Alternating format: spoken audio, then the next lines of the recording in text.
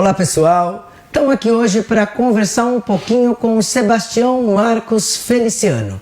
Esse que é o nosso segundo episódio da segunda temporada da websérie Encontro com o Autor. Esse projeto ele tem como ideia destacar e dar visibilidade aos escritores, aos literários que moram aqui no município de Campo Limpo Paulista. O Sebastião escreveu o livro O Poder do Pensamento Inteligente. E agora a gente vai conversar um pouquinho com ele, para entender como chegou a essa versão e a esse conteúdo que está dentro desse livro. Prazer ter você aqui com a gente, Sebastião. Conta um pouquinho como é que você chegou a essa ideia, você que nasceu no Paraná e hoje está aqui em Campo Limpo. Fala um pouquinho pra gente de tudo isso. Como é que começa a sua história? Tá, legal. Como toda história, né, tem um começo, óbvio. Eu comecei a escrever, na verdade, eu acho que com 18, 19 anos. Escrevia poesias. E fui escrevendo poesias, frases. Sempre gostei muito de frases, né? E o próprio livro contém várias frases de minha autoria. Algumas, né? Até porque eu tenho muito mais que isso. E o que ocorre é que, com o passar do tempo, aquilo não me satisfazia, né? Somente poesias, frases e tal. E eu comecei a ficar indignado com algumas coisas. E durante muito tempo eu guardei esses escritos, né? Estava tudo engavetado, em papel e tal. Um certo dia, não sei por que cargas d'água, eu destruí tudo. Acabei com tudo, destruí tudo. Foi um momento de ira, de fúria. Que eu estava inconformado. Assim, eu tenho uma inquietação muito grande. Isso é próprio da minha natureza. Que eu entendo que desde criança eu sou muito inquieto, né? E sempre fui muito agitado. E esse momento foi com quantos anos? Olha, eu deveria ter aí, eu acho que uns 25 mais ou menos. Então você já escrevia quase... Já escrevia, já tinha muita coisa. Tá. E, inclusive, eu sou considerado o vovô literário de Campo Limpo, porque já participei de um dos primeiros movimentos literários de Campo Limpo Paulista, na época do prefeito Bruno Patelli, né? Que legal, olha que informação bacana. Quando tinha a Academia Campo Limpense de Letras. De Letras, exatamente. E muitas das pessoas atuantes dessa época conheciam os meus manuscritos, né? Aquilo que eu escrevia fugia do padrão dos demais. E eu fiquei inconformado. Eu falei, o que adianta fugir do padrão dos demais e eu não ser reconhecido como tal? Né? É complicado. E ficar tudo engavetado e eu não tenho uma oportunidade, e eu vi a oportunidade ali dentro, parecia até que existia uma certa panelinha ali no grupo tal, mas isso não me incomodava. O que me incomodava era o fato de eu não poder externar tudo aquilo que eu tinha. E aí você rasgou tudo? Aí eu rasguei tudo. Isso já na academia, você já estava lá? Sim. Depois de um tempo eu reescrevi. Acho que 90% eu consegui reescrever. E essa época nós estamos falando aí da década de 80. Aí eu reescrevi, guardei, continuei escrevendo. Depois de um tempo, eu destruí novamente. Segunda vez? Segunda vez. Eu falei, quer saber de uma coisa? Eu não quero saber de poesia. Eu gosto de poesia, mas eu achava que poesia era uma coisa assim que não acrescentava muito para as pessoas. E era uma relação de amor e ódio, então, com a poesia. Sim, exatamente. E agora detalhe, né? Até meus 18 anos, eu nunca tinha lido nada, nem gibi eu lia. Eu lia livro escolar porque era obrigado. Os didáticos para poder se alfabetizar. Exatamente, porque era obrigado. Entendo. Mas eu nunca gostei de leitura. A partir dos 18, 19, eu desenfreiei.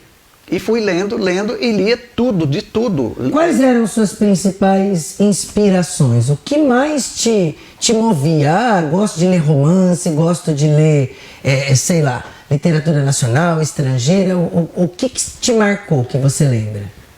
Olha, o que mais me marcou era uma busca, acho que naquela época, já inconscientemente, eu já tinha uma busca interior e eu não tinha respostas, eu não encontrava respostas. Então já era uma literatura mais filosófica. Exatamente. Eu fui para o lado da espiritualidade, de Bíblia, de ler livros de todas as denominações religiosas. Legal. Entendeu?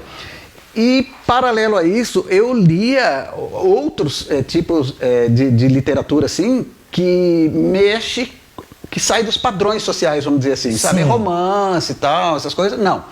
Ficção científica nunca gostei, mas assim, eu lia tudo que tinha a ver com a evolução humana. E eu não sei porquê, eu já gostava disso inconscientemente. Mas era isso que me preenchia. E que mexia com o seu psicológico. Por isso hoje, exatamente, a gente até estava conversando aqui um pouquinho antes da entrevista começar, o teu livro, O Poder do Pensamento Inteligente, que é uma camada da psicologia, que é justamente enquadrado pela editora como um livro de psicologia e filosofia, certo? Exatamente, já. Legal. Exatamente isso. Algumas pessoas falam que é autoajuda, né? Nada contra, mas a sociedade taxou a autoajuda como uma coisa muito superficial, como uma coisa banal, mas eu entendo que se todas as pessoas tivessem consciência de que se autoajudar é muito importante, se autodesenvolver, ter uma autoconsciência, ter uma autorresponsabilidade, ou seja, tudo aquilo que é auto, aquilo que sai de você. E que é do teu próprio domínio o controle e a disciplina. Exatamente. Que é mais complicado. Isso é louvável. Agora, esperar sempre de fora que o exterior te transforme, fica difícil aí, né? Certo. Então, é de dentro para fora que as coisas acontecem. Então, tudo é auto.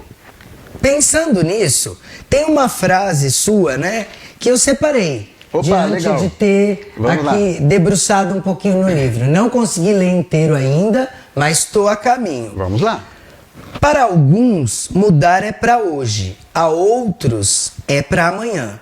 E para muitos outros, é nunca. Exatamente. Eu achei uma frase que ela cabe em vários contextos. Você podia falar um pouquinho mais para a gente sobre isso? Porque toda frase de impacto, ela tem um pouquinho da sua filosofia enquanto autor. Então, se você puder falar um pouquinho dessa frase, que traz o verbo mudar, que é muito a ver, né, com a transformação. Sim. Então, eu quero passar para você agora um pouquinho dessa reflexão. Tá. O ser humano, pela própria natureza, ele é procrastinador. O cérebro humano, ele faz de tudo para que você não faça esforço no sentido de superar algo na sua vida, no seu modo de viver.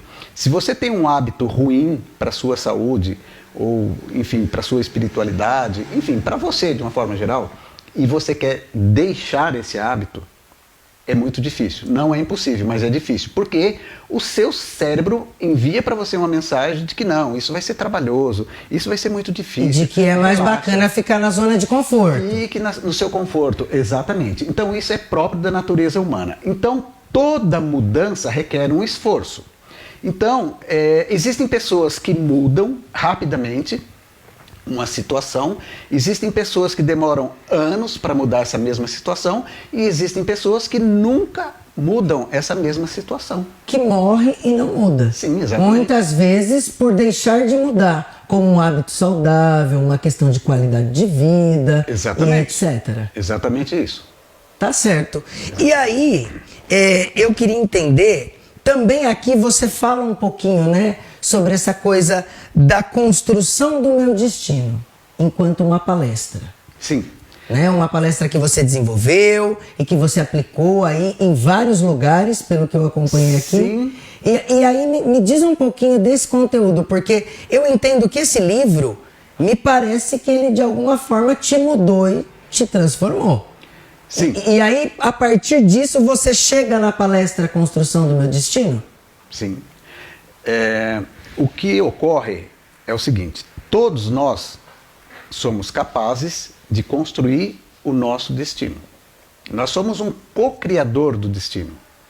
Nós não temos o controle absoluto dessa construção, 100%, mas nós somos co-criadores.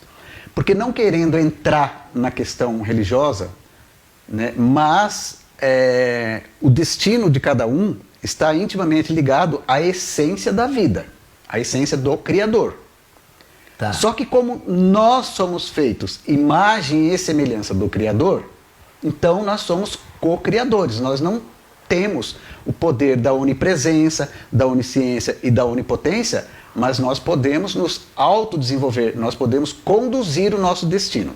Tá, mas aí, conclua, que depois eu quero fazer uma provocação aí. Sim, adoro provocações. E quando se fala em construção de destino, a primeira coisa que vem na mente das pessoas é assim: fulano vai ganhar dinheiro, vai ficar rico. Não. É o material, né? É o material. O mundo de hoje é muito materialista. Nós vivemos realmente num mundo muito materialista. A ciência é materialista ao extremo, né? E a maioria das pessoas vivem o mundo material. E a religião também. A religião também. Existem muitas... Porque muitas pessoas acreditam que a fé, talvez...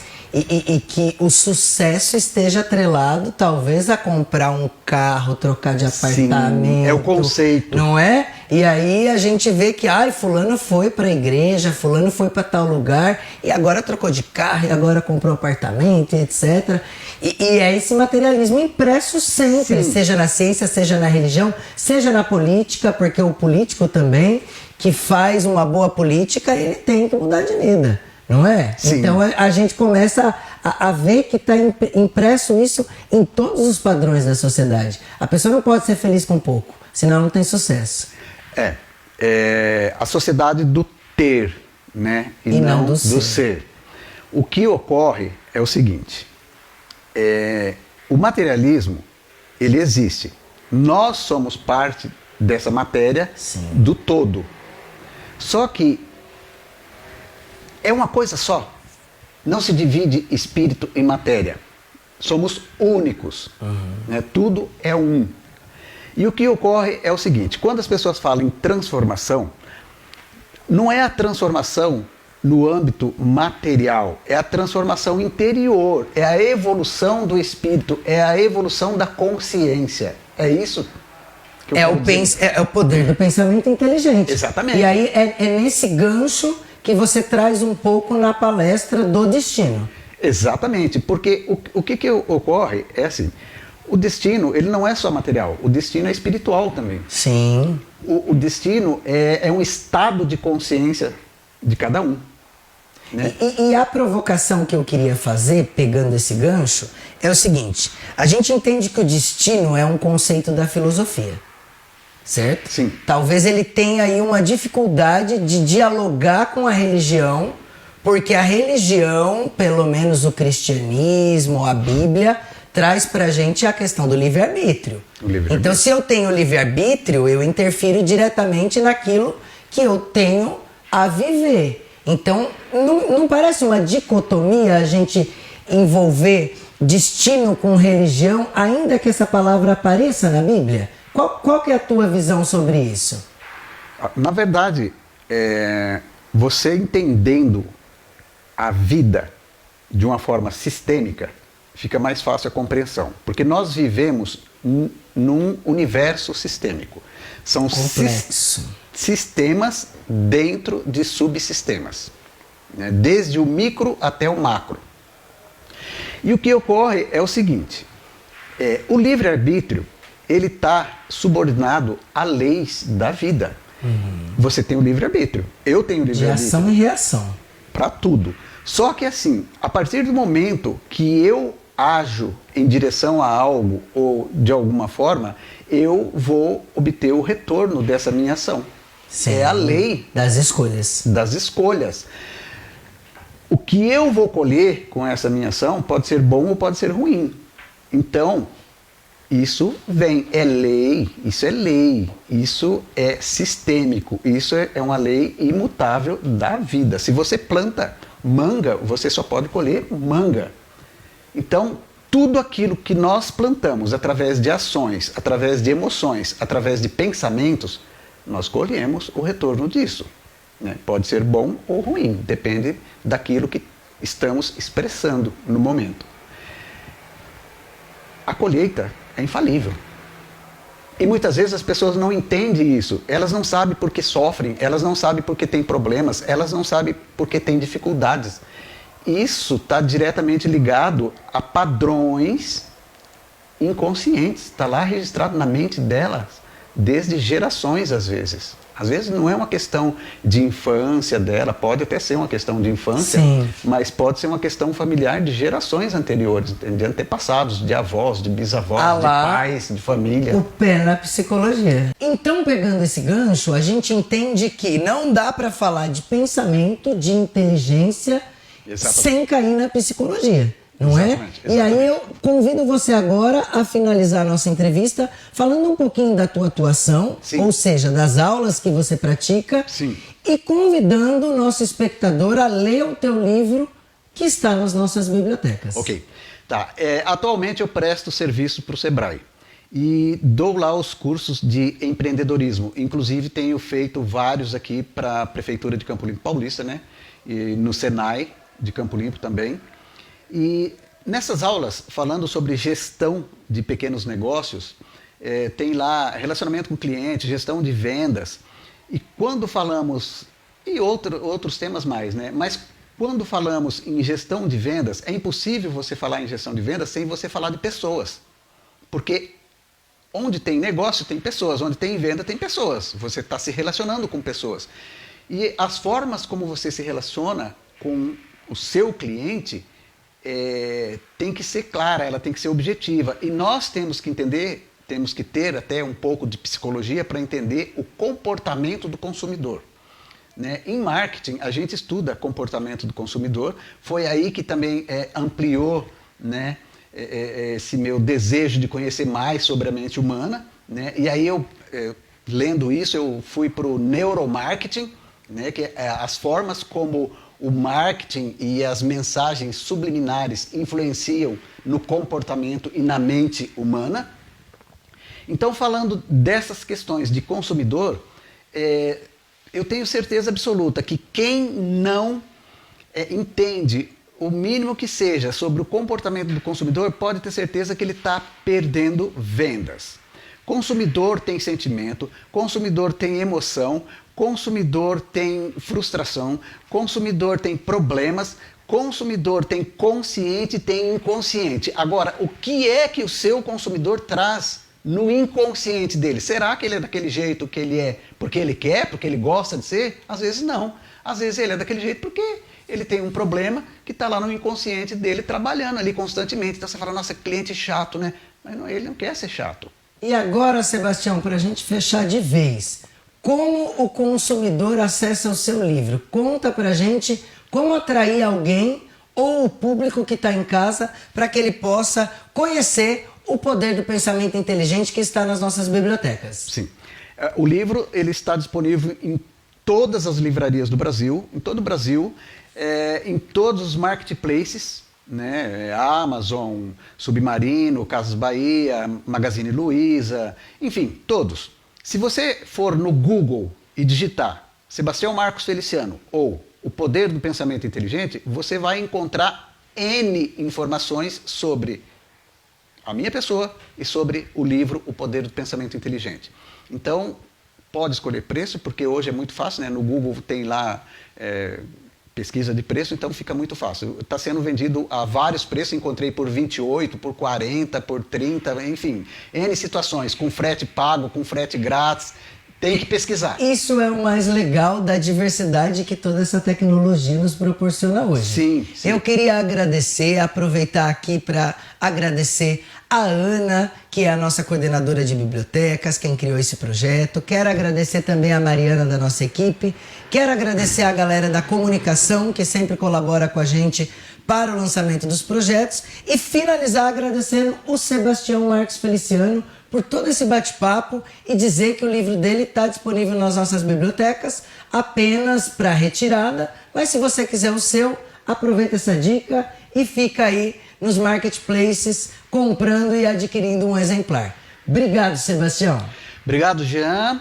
Obrigado a todo o pessoal da RGTV, né? É isso? Pelo espaço aqui, eu não conhecia, maravilhoso, né? E, pessoal, eu quero pedir agora para vocês o seguinte: quer se desenvolver, quer se autoconhecer, quer buscar algo que agregue valor realmente para o seu modo de viver?